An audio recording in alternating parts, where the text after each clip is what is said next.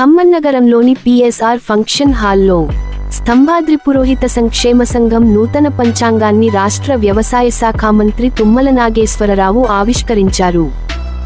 ప్రభుత్వ పరంగా వచ్చేటువంటి ఫలాలు ఏవి కూడా తీసుకోవాలంటే ఓసీ అనేటువంటి ఒక కమిటీ, కాబట్టి కొంచెం ఇబ్బందికరమైన పరిస్థితి.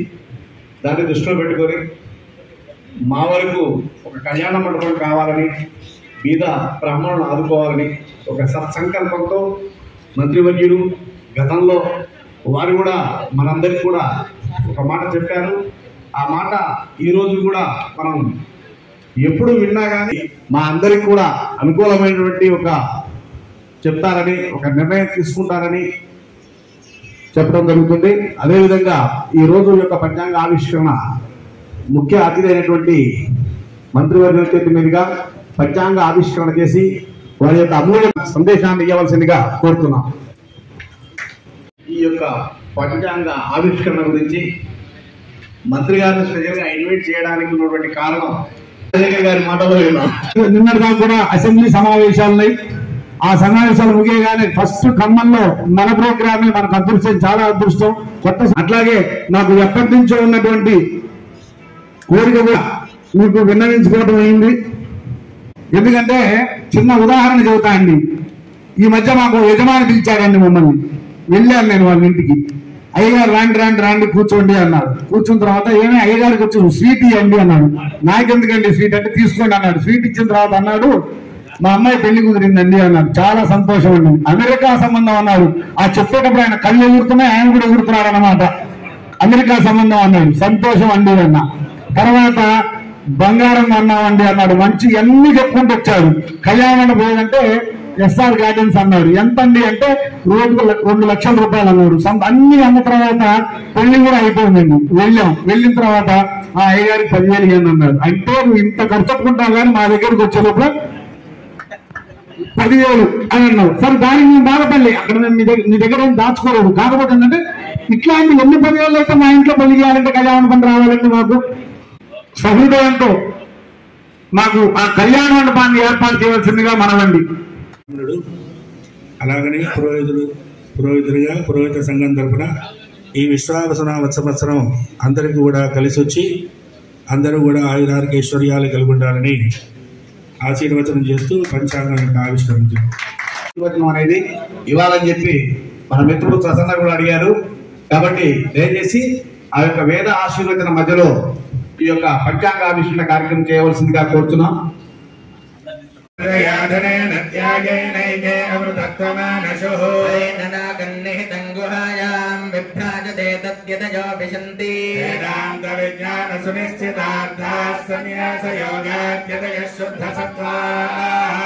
బ్రహ్మలోకే దుపరాంతకాలే పరామృతా పరిముచ్యంతి సర్వే కుండలేకం పరమధ్య సగ్గస్థం ప్రావిరక్రం గగనం విశోకస్తస్మిన్ యదంతస్తదుపాసితవ్యం వేదాదోస్వర ప్రోక్తో వేదాంతే చ ప్రతిష్ఠితః ప్రకృతిలీనస్య యః పరః స మహేశ్వరః ధ్రువం దేవో బృహస్పతిః ధ్రువం ఇంద్రశ్చాగ్నిశ్చరాష్ట్రం ధన్యయతు ధ్రువాకర్మణాయినే అవాక్షేత్రాణి సంజయన్నో ఇంద్రేణ పదీహరదు ధ్రువం ధ్రువేణ హవిషా తస్మై దేవాధిబ్రువన్ అయం చ బ్రహ్మణస్పతిః.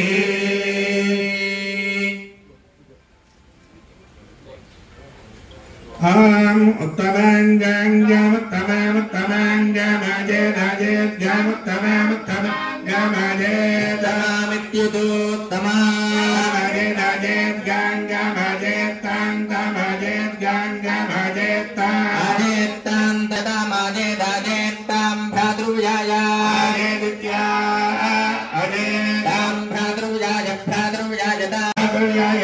భ్రాతృవ్యాయ భ్రాతృవ్యాయ ప్రేణయాధనయాత్ర భ్రాతృవ్యాయ భ్రాతృవ్యాయ ప్రేణయాధనయాత్ర ప్రహిణయాన్ నిరిదం నిరిదగోహిణయాత్ర ప్రహిణయాన్ నిరిదం నిరిదం నిరిదగోహిణయాధనయాన్ నిరిదమేవైవ నిరిదగో అధనయాన్ నిరిదమేవ నిరిదం నిరిదమేవాస్మా ఏవ నిరిదం నిరిదమేవాస్మై నిరిదమితనే అదే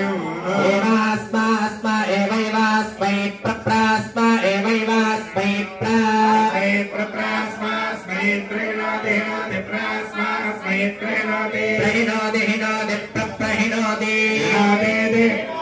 సత్య ప్రజాభ్యః పరిపాలయంతాం న్యాయేన మార్గేణ మహీం మహీషాః గోబ్రాహ్మణేభ్యः శుభమస్తు నిత్యం లోకాः సమస్తాः సుఖినో భవంతు కాలే వర్షతు పర్జన్యః పృథివీ సస్యశాలినీ తేజోయం శోభరహితా బ్రాహ్మణాः సంతు నిర్భయాः అపుత్రాः పుత్రిణः సంతు పుత్రిణः సంతు పౌత్రిణः అధనాः సధనాः సంతు జీవంతు శతమాం శతం శతంయేవ జగదావృద్ధమానైత్యభినిగమో భవతి శతమితి శతమునేర్ఘమాయుర్మరుదైనావర్ధయంతి శతమేనమేవ జగదాత్మానం భవతి శతమనంతం భవతి శతమైశ్వర్యం భవతి శతమితి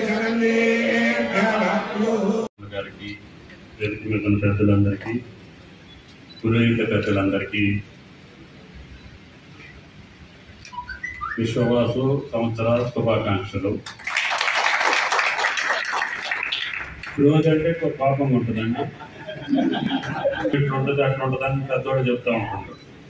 మరి దీనికి ఏంటి ఏ రకంగా ఉంటుంది అనేది మీరు ఇంకా విశ్లేషించాలి. విశ్వాసం ఉంటుంది. అన్ని సమయాల్లో అవసరమైనటువంటి మీరు ఈ సమాజాన్ని సుభిక్షంగా సంతోషంగా అన్ని కార్యక్రమాల్లో మీ అవసరం ఈ మానవ జాతికి ఉంది.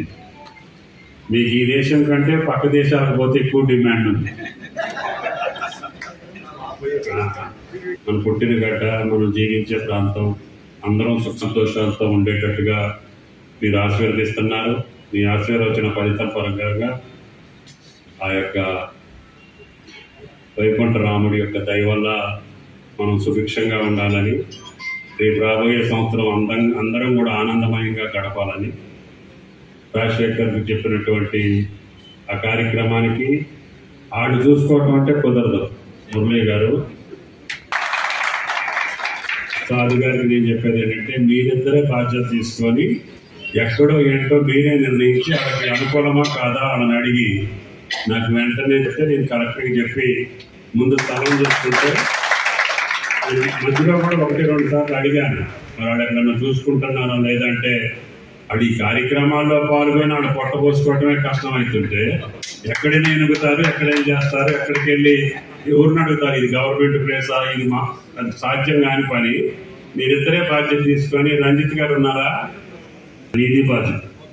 అందరికీ నమస్కారం. అందరికీ ధన్యవాదాలు తెలియజేస్తూ మీ ఆశీర్వాద ఫలితంగానే నాకు మళ్ళీ ఈ జిల్లాకి రాష్ట్రానికి కొన్ని పనులు చేయాలని మీరు నిర్దేశించారు. ఆ భగవంతుడు నన్ను ఆశీర్వదించారు.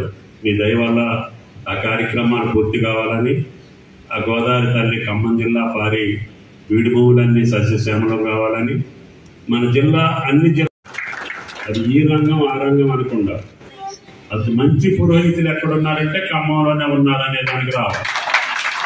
మంచి వ్యాపారస్తులు ఎక్కడున్నారంటే ఖమ్మంలోనే ఉన్నారనేది రావాలి. అట్లా ఏ కేటగిరీలో కూడా మనమే నెంబర్ 1 ఉండాలి. కాబట్టి దయచేసి అట్లా మమ్మల్ని ఆశీర్వదించమని చెప్పి మళ్ళీ ఒక్కసారి ఊరికి పెద్దలందరినీ ప్రార్థిస్తూ కార్యక్రమానికి అవకాశం ఇచ్చినటువంటి రాజశేఖర్ గారికి ప్రత్యేక ధన్యవాదాలు తెలియజేస్తా సెలవు. తుమ్మల గారు అంటే అభివృద్ధి అంటే తుమ్మల గారు మీ అందరికీ తెలుసు. గెలిచిన తర్వాత కూడా రాజశేఖర్ ఇంటికి భోజనానికి వచ్చినప్పుడు మీరందరూ హాజరయ్యారు. ఆ రోజు సారే చెప్పారు, నాతోటి సాదర రమేష్ గారితో చెప్పారు, అది వాళ్ళకి ఏదో మనం హామీ ఇచ్చినాం అప్పుడు మీ ఎలక్షన్లు ఎప్పుడు అది చేయండి అన్నారు. ఖచ్చితంగా మాట అన్నారంటే అయినట్టే, మనకి అయినట్టే. మీకు జాగా ఇవ్వలే కాదు, దాన్ని కట్టుకోవడానికి కూడా ఖచ్చితంగా మన సారు నిధులు చేస్తారు. ఎందుకంటే మీకు మీరు అన్నట్టుగా మీరు ఓసీలో ఉన్నా కానీ మిగతా ఇందాక జిదర్ గారు చెప్పినట్టు మాకు రావాలని ఇబ్బంది అంటే వాస్తవంగా అయినా సరే మీరు ఇందాక రాజశేఖర్ గారు చెప్పినట్టుగా మన ఇంట్లో పెళ్లి కావాలంటే ఇలా ఒక ఆడకూతురు పెళ్లి చేయాలంటే ఎవరికైనా దాదాపు 40-50 లక్షలు ఖర్చు వస్తుంది. ఇలా ఫంక్షన్ హాల్ కానీ డెకరేషన్ కానీ ఏం చేయాలంటే 7-8 లక్షల రూపాయలు. మామూలుగా మిడిల్ క్లాస్ చేయాలంటే ఒక 10 లక్షల రూపాయలు ఓన్లీ డెకరేషన్కి, ఫంక్షన్ హాల్కి, ఏసీ ఫంక్షన్ హాల్ అయితే ఇన్ని ఖర్చులు ఉన్నాయి. కాబట్టి మీ దాంట్లో ఖర్చు లేకుండా మీకే ఒక కళ్యాణ మండపం కట్టిస్తే బాగుంటుందని మంత్రి గారు కోరారు. ఖచ్చితంగా అవుతుంది. స్వలాభం కోసం చూస్తుంటారు ఏదైనా అంటే మాకు అది కావాలి ఇది కావాలి. మా రాజశేఖర్ మాత్రం కమ్యూనిటీ గురించి ఆలోచించడం, అందరికీ మంచి జరగాలని ఆలోచించడం మంచి మనసుకి నిదర్శనం. ध्यानंदरायाय सर्वस्वामादिनाथौ तमनात्मनि सर्वस्यापि श्रीते सर्वमेव